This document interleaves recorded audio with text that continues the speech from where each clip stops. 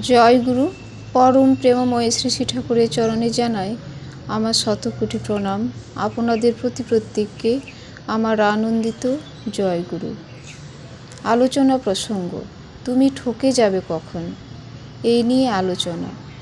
তোমার সম্বন্ধে কে কী ভাবে বা ভাববে সেটাকে বড় করে না দেখে বাস্তবে তুমি কি, সেই দিকে বেশি নজর দেওয়াই ভালো। তুমি যদি সৎ হও, নেই পরায়ণ হও, আর লোকে যদি তোমাকে অন্যরকম ভাবে, তাতে তোমার চারিত্রিক সম্পদ উবে যাবে না।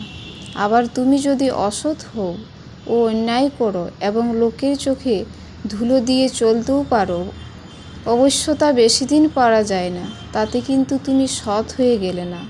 তোমার মূল সম্পদ হলো তোমার চরিত্র।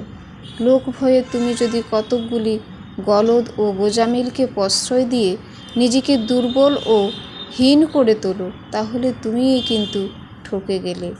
জয় গুরু। বন্দে পুরুষোত্তমম।